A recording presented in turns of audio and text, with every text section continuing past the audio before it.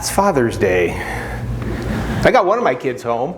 For those of you who don't know me, I've got 4 kids, ages 30 to 21, and my 3 boys are living in Pennsylvania, Chicago, and the Bay Area, and my daughter lives up in Washington State. So they abandoned us, but they're all doing great, and it's just I was reflecting back on those photos and even some of those songs and thinking about wow. You know, it's been a journey. It really has. You know, and for those of you that have kids, you know what I'm talking about. For those of you that are starting out or younger, you strap it on. It never ends. But you know, I was thinking the biggest difference between people who flourish in life and has virtually nothing to do with money, with possessions, with stuff, you know, with even health, or your natural born talents, you know, good looks, you know, your IQ, you know. But people who learn how to do life well, what they do is they, above all those other things, they live with this word called wisdom.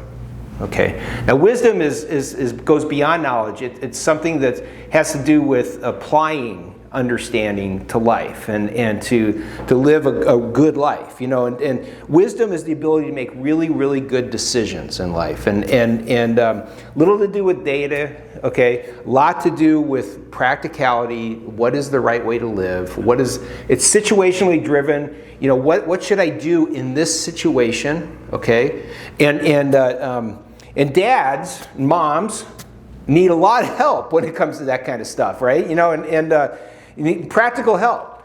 You know, when a guy gets married, okay, the situation is very clear, actually. You know, you have no idea what you're getting yourself into. That's very clear, okay? But on the backside, you know, the decision-making paradigm actually becomes clear for a husband, okay? You know, because you do a contract at the beginning of that relationship, right? You know, do you remember, some of you? Do you remember? It's called a wedding ceremony, okay? And there's usually some words said in that create the contract. Okay, you make the decision, it goes both ways, that with your spouse, okay, you're making the decision to love and cherish that person. To honor her, guys, and sustain her. Okay, when? Just when it's feeling right and feeling good? No. We sign up for this. I love doing weddings. I really do. I love having people come before me, these young couples. Sometimes they're older couples, so they have a little more idea what they're getting into. But these young couples come up, they got no clue what they're signing up for. I mean, I'm serious, okay? You're going to do this in sickness and in health, okay? In poverty as in wealth, in bad times as in good, okay? And you're going to pledge your loyalty to that person, okay, no matter what, till death parts you, okay? Nobody fulfills that contract perfectly. Amen? Okay? And sometimes, you know, the contract does get broken. That's life in this complicated world we live in. But the expectations on the front end, the stipulations are clear, not so much with fatherhood. Not so much, right? I remember when I became a dad almost 31 years ago, okay? Sharon and I were on the cash plan with Long Beach Memorial Hospital. We got pregnant between health plans. And so we shopped it, and as long as we paid up by the 7th month in full, and we got out of there in 24 hours, it was pretty cheap, okay? But if we went past 24 hours, we were in trouble, okay? And we'd have to fork out some more money. And I'm still upset she couldn't do the whole deal without an epidural. I mean, it's like what a baby. I mean, it's just like it cost us more money, okay? You know, so the kid was born, okay, my oldest son, and as soon as the little guy could prove that he could suck, poop, and pee, okay, we were on our way, okay, and they sent us on our way. And they gave Sharon a few instructions on how to feed the little sucker, right? And nothing for the dad. It was just, you know, did you bring a car seat? And don't just stand there. Go get the car. Oh, you know. And the next thing I know, we're driving down the 405 freeway back to our house. I'm driving in the middle lane, going about, 40 miles an hour, just looking in the rearview mirror at Sharon and the baby in the back, thinking how irresponsible of these people to just send us home with this little kid. I mean, how do you do this? This is crazy. No instruction manual, no ceremony, no guidelines, no template for decision making, no real instructions and direction on how to be a father. Right? Now, in the Bible, God has given us many clear principles to guide our lives. Okay, and the Bible is comprised of a collection of 66 books and letters that they're all compiled in there. It's in this one book. Okay, and there's this one book in the Bible that is there to give us practical instruction, practical help on how to really do this in this world, okay? And it's called the Book of Proverbs. Maybe you've heard of it. And it's one of God's greatest books, okay? I'm so glad the Book of Proverbs is in there, okay? Because it just gives you practical stuff that you're not going to... Because the idea, like the top thing we're supposed to do is we're supposed to love other people, but also sometimes we have to have the wisdom to know how to do that. And the truth is, and the Book of Proverbs talks about this, there's some people, sometimes you just have to walk the other way. I'm sorry. Because it's just a destructive relationship and stuff. And so there's really good street smarts in the Book of Proverbs. And it points out observations about human nature, about human psychology and sociology, and all the dimensions of living in our culture. And it's a collection of sayings, mostly. And it deals with a vast array of situations and how to deal with situations when things are kind of murky and maybe the right decision is a little bit confusing on knowing how to do it, okay? And there's real practical advice to how to stay away from trouble and how to lean into the good life, the life that you want. It's a collection of sayings that stood the test of time. And the Book of Proverbs, think of it like this, it's like little sound bites of wisdom. Okay, they're designed to help dads, help moms, aunts and uncles, grandparents, you name it. Leaders in businesses, leaders in government, can learn stuff. It's really to help anybody make wise decisions in life. And the Proverbs don't address every possible situation, okay? And the outcomes, here's the thing, are never guaranteed. They're never guaranteed, but they're observations that have stood the test of time. If you tend to behave this way and do these types of things will tend to go well for you, even though there's no guarantees, okay? And now, if you're an average person, I saw this one study, you typically make 70 decisions, conscious decisions, every day. Okay, and then you multiply that times 365, right? And then multiply that, say you live to be 70, okay? You've made over 25,550 decisions a year and over 1,788,500 decisions in the course of your lifetime, okay?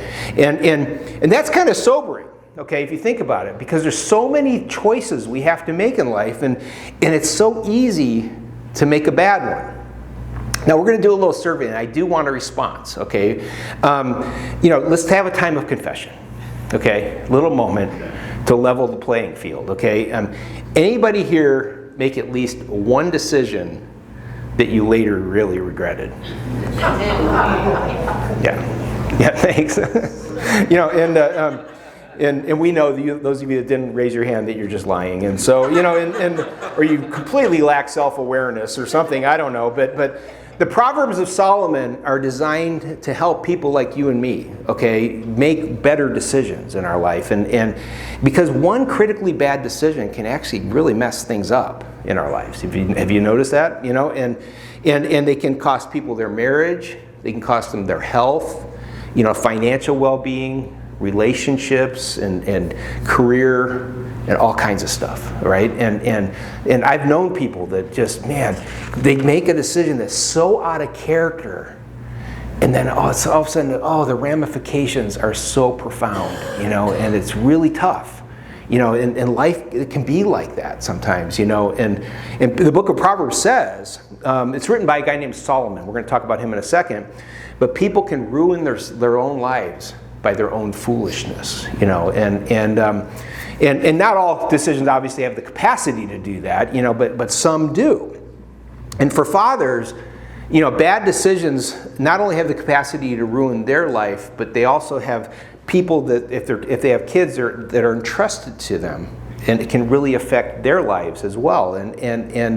So let's meet the guy who made all these observations and wrote all this stuff down. His name is Solomon. His dad was this guy named King David, who was the greatest king in Israel's history, and so Solomon was heir to the throne. Okay, he was the first in line. He was going to become the king after his dad. Well, his dad died early in life. Okay, and Solomon was still a young guy when his dad died, and so he took the throne at a really early age. And this young, ill-equipped guy, okay, this newly minted leader, he knew he was in over his head. Okay, he really did. He had the responsibility to lead the whole nation. And he knew that he didn't have what it took. I mean, he was just this young guy. And so he has like this I love genie kind of dream, okay, in which the genie says this: I'm going to grant you one wish. Okay, imagine that. Think about what you would ask for. If you rub the bottle, and all of a sudden the genie came out and said, I'm going to give you one wish. Be careful what you ask for, okay? And what would you want? And we're going to see that the genie was actually God, okay? And the one providing the opportunity for the wish. And here's what happened. It's recorded in 1 Kings chapter 3 in the Older Testament. It says, at Gibeon, the Lord appeared to Solomon during the night in a dream, and God said, ask for whatever you want, and I will give it to you. And Solomon answered, you have shown great kindness to your servant, my father David, who's gone now. But because he was faithful to you and righteous and upright in heart, you've continued this great kindness to him and have given him a son, that's me, to sit on the throne this very day. Now, Lord my God, he said, you have made your servant king in place of my father. You've made me your servant king in place of my father, and I'm only a child, and I don't know how to carry out my duties. So he's just completely honest with him. And he said, your servant is here among the people you have chosen, a great people, too numerous to count. How can I do this job? So here's his wish. Here's his one wish. So give me, your servant, a discerning heart to govern your people and to distinguish between right and wrong. For who is able to govern this great people of yours? Solomon asked for wisdom, a discerning heart, and an unselfish request. He needed the wisdom not for his own benefit, but for the benefit of others, right? And the whole nation. And Solomon's wish put a smile on the face of God. The Lord was pleased, it says, that Solomon had asked for this. And so God said to him, since you have asked for this, and not for long life, or wealth for yourself, nor have you asked for the death of your enemies, but you've asked for discernment in administering justice, I will do what you have asked. I will give you a wise and discerning heart, so that there will never so much so that there will never have been somebody like you in the nation, nor would there ever be again. So God promised wisdom in spades, right? Plus more, and he goes on. He gives them more promises on top of it. He says, moreover, I will give you what you haven't asked for. Okay, because you asked for wisdom. He said, I'm going to give you both wealth and honor, so that you'll have no equal among kings. Okay, you're going to be the greatest, most wealthy and honored king in the whole region. Okay, and if you walk in obedience to me and keep my decrees and commands, as David your father did, I will also give you a long life. So Solomon could ask for anything he wanted. And what did he ask for? He asked for wisdom for the benefit, not of himself, but for other people. In other words, his first decision was to ask God for something that would help make every other decision he had to make in life easier and he'd be more able in his decision making. I just want to ask you a question on the side here. Do you ever ask God for that? God, God, please give me wisdom. Help me to know what the right choice is. I hope you do, because he wants to give that to you. So Solomon's Solomon's wisdom was born of that first choice, okay? And he went on to rule the nation well. The nation knew peace. Its borders expanded. Its wealth increased. And he built the temple where the nation worshipped. And it was the glory days of Israel. And more important to those contributions, which are all gone now, right? What's left from his legacy is the book of Proverbs, okay? And timeless bits of wisdom, okay, that speak to each new generation in relevant ways. And so, now let me be clear. What is a proverb, okay? A proverb is a catchy saying that summarizes a bit of wisdom, okay? And it succinctly captures a principle and helps make people make right choices. And it's usually brief, and it has to be like memorable and kind of special, in that way. And deep understanding into human nature, it paints a word picture, okay? An idea gets embedded inside of us, just gets stuck inside of us. And every culture produces proverbs, okay? Let me give you a couple of my favorites from our culture. He's long on drywall and short on studs. Right? Think about that. What does that mean, okay? And he's got one wheel in the sand. Right? And he has a titanic intellect in a world of icebergs. What does that say, right? Well, it's Father's Day, so let's switch up the gender, okay? I think she missed her last 4 scheduled tune-ups. She didn't drink from the fountain of knowledge. She just gargled. She has a nice house, but nobody's home. You're allowed to laugh, okay? I'm not being, weird here, okay? Just trying to have a little fun. It's Father's Day. I come from a family of teasers and stuff, and that's how we live. Some of the best ones come from country music, okay, in our culture. And how can I miss you if you won't go away, right? I've got you on my mind, but at least you're not on my back, right? I bought the shoes that just walked out on me, and I forgot to remember to forget you. So now there are lines in the book of Proverbs. I'm struggling with whether I should read them or not, but it's in the Bible, and that are worthy of a country song. Like a gold ring in a pig's snout is a beautiful woman who shows no discretion. Okay. Now, but think about that for a minute. Okay. Think about that. It could sound misogynistic or something like that, but that's not what's going on. Okay. If you hook up with somebody, okay, who has poor judgment and defective character, beware. Beware. Okay. If you value looks over integrity, okay, you're not the sharpest tool in the shed. Okay? Short, sweet, memorable, and to the point. That's how Proverbs work, okay? Some of my greatest life lessons have come from Proverbs 21. Verse 19, it's better to live in a desert land than with a contentious spouse. Okay? It's better to live in the corner of a roof than a house shared with an argumentative spouse. Right?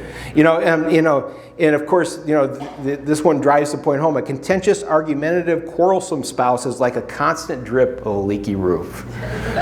So you get this? It's just like these little sayings. Some of them are kind of funny.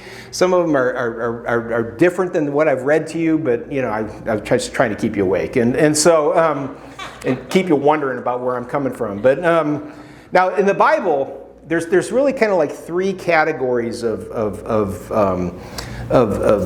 instructions that are given. Okay, one of them is a law. Okay, that's a command that we always obey. Okay, it always applies. Okay, let me give you an example of one. It's love the Lord your God with all your heart, with all your soul, with all your strength. Do that always. Okay, that doesn't change. You don't violate that as best you can. Okay, you don't violate that. The others are promises. These are things that are guaranteed are always true. Like, in all things we're more than conquerors through him who loved us. I'm convinced that neither death nor life nor angels nor demons, neither the present nor the future, nor any powers, neither height or depth, nor any other else thing in all creation will be able to separate us from the love of God that is ours in Christ Jesus. That's a promise. That's something you just hold on to, you cling to when it doesn't feel that way, okay? And then there's Proverbs. These catchy observations about the way things generally are, okay? No guarantees. Lazy hands may make a man poor, but diligent hands bring wealth. That's a proverb. Are there exceptions to that? Yeah. There's an awful lot of people that work awful lot harder than you, okay, for an awful lot less. There are exceptions, okay? But it is generally a rule that's a good idea to be diligent and to keep after things. Does that make sense? Okay? And we need Proverbs. We really do. Irreligious people need Proverbs. Religious people need Proverbs. You know why? Because all people, the religious and the irreligious, can tend to be stupid. Doesn't matter. You know, and have you noticed that people of faith can do really stupid things? True. You know, and oh, by the way, it works the other way, and it works conversely as well. You know, sometimes people who don't have faith actually make really good decisions, you know, and so it doesn't always apply. But the idea is this stuff is here. They're crafted in a way to help us and in a way that helps us remember, okay, the principle. Because if you're like me, you know it, but in the heat of the moment, you don't remember, okay, what's supposed to happen here, you know, and stuff. So Proverbs are sayings that are designed to, be memorable. It's a simple phrase that reminds us how to live. And today, what I'm going to do is wrap this up and give you a simple, memorable way to think about the job of a parent. Okay, of a parent, okay? And it's this. I'm gonna because it's Father's Day, we're gonna call it a dad, okay? But it applies across the board. A great dad acts. A great dad acts. And that acts a great dad gets involved. It's an action word, right? But this is an acronym too. And I'm hoping that by the time we finish this, you will have this just drilled into your brain and you'll understand what acts means. What acts means is we accept, we show compassion, we speak truth, okay, and we serve. Can you say that with me? Acceptance, compassion, truth, and service, okay? Okay, so kids have a way, I've noticed, of saying and doing things that can put that acceptance piece at risk. Have you noticed that? Moms and dads, and you did the same thing to your parents. I promise. I did it to my mom and dad way more than my kids have ever done it to me. I promise, it's true. But they have this way of being that way. But here's the thing: the foundation of it is faith. Okay, the idea is this. This is why it's important for a parent to find a foundation of faith, okay? Because the foundation of our faith, the Christian faith, is this. We have found acceptance before God, okay? In spite of the things we have said and the things we have done. He accepts us anyway. This is foundational, okay? It is super foundational. The Apostle Paul said, accept one another. Just as Christ accepted us, okay, so that God would have the glory. The foundation is extending acceptance no matter what, okay? And that goes outside of the family, okay, and stuff. Now remember, as I said earlier, sometimes there are people you can go, you know what, I can't really be with that person because, and there's reasons for it and stuff. I get that, okay? I live in the real world too, okay? And that's why the Proverbs speak sometimes to those kinds of situations that we have to apply this to. But the idea is really simple. Hey, generally speaking, don't put a label on people, okay? Like it's so common in our culture today over politics and race and all this other stuff. Don't throw labels on people. What are you doing? God accepted you. Be blown away by that. My word. You know, and so you turn around and offer that same acceptance to other people. Figure it out, you know. And in the book of Ephesians, the apostle writes this in chapter 2. He says, God is so rich in mercy, and he loves us so much that he accepted us, even though we were dead in our sins, and he gave us life when he raised Christ Jesus from the dead, okay? God can, you know why he did it? So God can point to you and say, yeah, I'm really that merciful, okay? I'm really that good, I'm really that loving. I accepted even him. Right? We fail to be blown away by that truth too much, I think, you know. And so God can point to us in all future ages as examples of the incredible wealth of his grace and kindness towards us, as he's shown in all he has done for us who are united with Christ Jesus. God saved you by his grace when you believed. And you can't take credit for that. That acceptance you've received is a gift from God. It's not a reward for doing good things, okay? Nobody can boast then, okay? For we are God's masterpiece. He's created us anew in Christ Jesus so that we can do the good things that he planned for us long ago. The principle is really simple. God's grace and kindness towards knuckleheads like us, okay, means that we can accept grace and acceptance towards other knuckleheads, okay, right? And so here's the idea. Great parents, great dads say this to their kids: I will always accept you. Always, okay, accept you. Sometimes kids come out with stuff they tell their parents, and it just changes your whole idea, your whole paradigm of life sometimes. Dad, I'm like this, or I'm this way, or whatever. And it's like, yeah, but you're still my kid. You're still my kid, and nothing will ever change that. The kids need that. Yeah. They need that from their parent. And besides, how could I? And then a great dad says, besides, how could I not pass on the grace and love and acceptance that I've received from the one who planted me here on this earth? How could I not pass that on to you? That becomes something where you go, that becomes a principle of parenting that's profound, and it's exactly what your kid needs. Sometimes you go through hard times with your kids, okay? And when they're younger, I always tell parents to say, hey, keep your eye on who they're going to be when they're 25. And what your relationship's going to be like with them when they're 25. Don't worry about what they're doing right now. They're in middle school, man. You know, and it's like, you know, and your kid's not turning out perfect. They're not doing perfect things.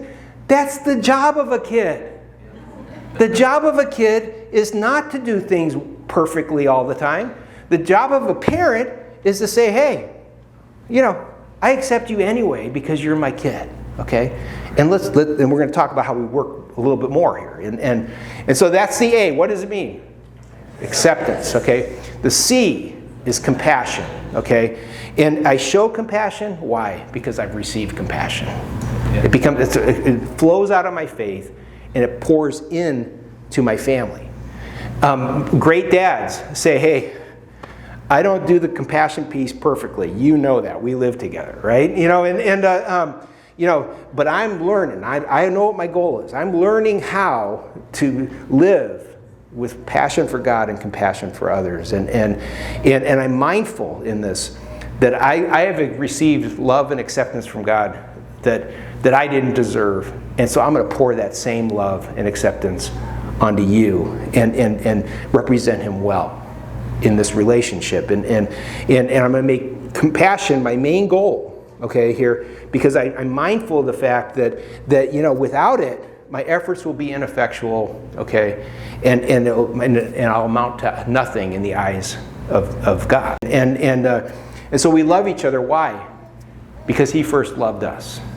That's 1 John, okay? You know, Jesus said, I'm giving you a new commandment. Love each other just as I have loved you, okay? And then the apostle writes in Ephesians chapter 5, verses 1 and 2, he says, imitate God. You know, in everything that you do, because you are his dear child, okay?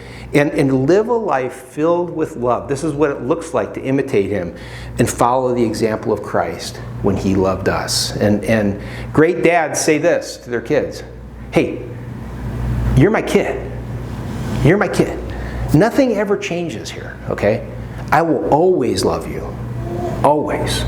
Okay? I hate you. I love you. You know, right? You know, I mean, that's what's real. And so we accept, right? What's the C? Compassion.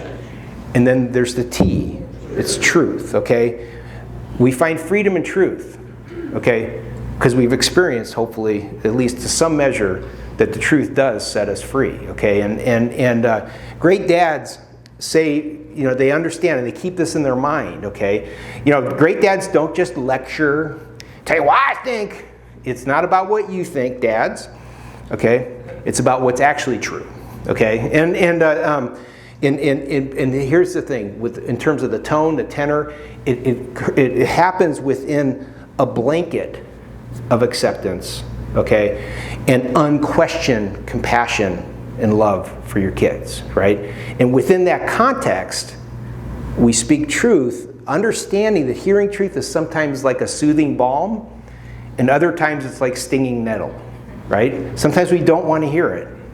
And sometimes it just brings exactly the right perspective and hope that we need, you know, and holding on to truth. Good dads, remember, that's helped me get through difficult times, okay? This is the foundation from which I want to speak truth. And I remember that it can be hard to receive truth sometimes, and especially when you have a smaller, a mind that hasn't developed fully yet, okay? But hearing the truth, accepting it, and acting on it is important. I have to pour that truth into the life of this one I'm charged with, you know, and great dads remember that the scriptures give us a mountain of evidence, okay, that living according to the truth is the right way to live, and it tends to make things go well for us. But rejecting God's truth can lead to bondage and suffering. Embracing God's truth tends to lead to freedom and well-being and stuff.